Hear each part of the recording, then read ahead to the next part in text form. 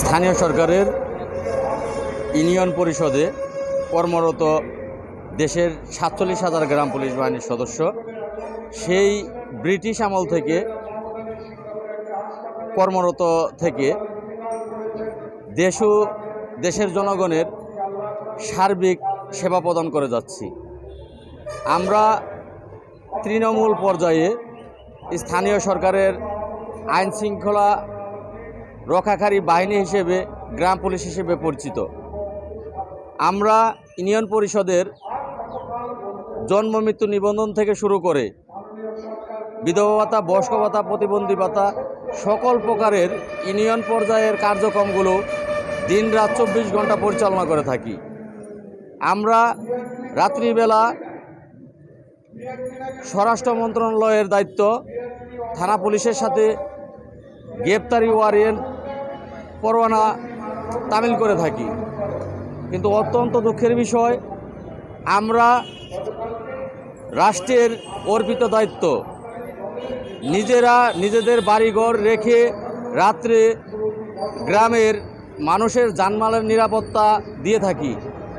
কিন্তু আমার পরিবারের নিরাপত্তা মাননীয় সরকার যেখানে নেওয়ার কথা সেইখানে আমার পরিবারের খাদ্য, বস্ত্র, বাসস্থান, শিক্ষা ও চিকিৎসা এর কোনোটাই দায়িত্ব সরকার নিচ্ছে না। আমার গায়ে সরকারি পোশাক, সেক্ষেত্রে আপনারা সহ বাংলার সকল মানুষ ধারণা করে যে গ্রাম পুলিশ বাহিনীর সদস্যরা খুব ভালো চলতে পারে, এটা একটা সরকারি চাকরি, এটা সকলের ধারণা। কিন্তু দুঃখের বিষয়, ২০১১ সালে সরকার কর্তৃক গ্যাজেট আছে, ১৯৭৫ সালে জাতির জনক বঙ্গবন্ধু শেখ মুজিবুর রহমানের প্রজ্ঞাপনপত্র আছে। সেই প্রজ্ঞাপনপত্র থাকা সত্ত্বেও আমাদের ৬,৫০০ টাকা নামমাত্র বেতন দেওয়া হচ্ছে, যা দিয়ে বর্তমান দ্রব্যমূল্যের ঊর্ধ্বগতির বাজারে আমরা মানবতার জীবনযাপন করতেছি। আমরা আমাদের সন্তানদের স্কুলে পাঠাতে পারি না, বেশি হলে 4-5 পর্যন্ত লেখাপড়া করানোর পরে আর আমরা তাকে লেখাপড়া করাতে পারি না। বাধ্য হয়ে শিশু শ্রম আইন লঙ্ঘনটা আমাদের করতে হয়। আমাদের ছেলেমেয়েকে এই বিভিন্ন কর্মে তাদেরকে ছোটোবেলার থেকেই লিপ্ত করাতে হয় সংসার চালানোর জন্য। আমাদের বৃদ্ধ পিতামাতা অসুস্থ হলে তাদের চিকিৎসা করাতে পারি না। আজকেও আমার মা আমাকে ফোন দিয়েছে, তিনি অসুস্থ, শরীরে ব্যথা প্রচণ্ড বেড়ে গিয়েছে, তার ওষুধ লাগবে।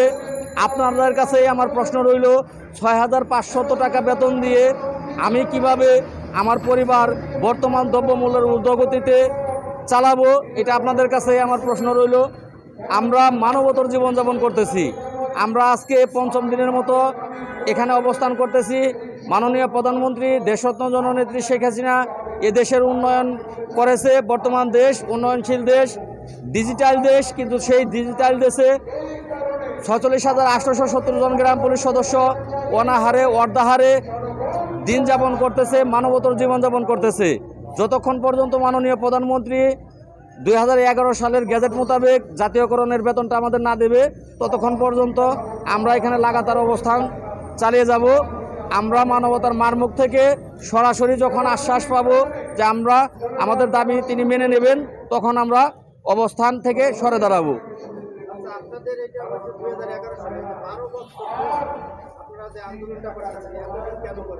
আমরা, আপনারা জানেন, যারা সাংবাদিক ভাইয়েরা আছেন, আপনারা জাতির বিবেক, আপনাদের ছাড়া কোনো কিছুই সুরাহা এই দেশে হয় না।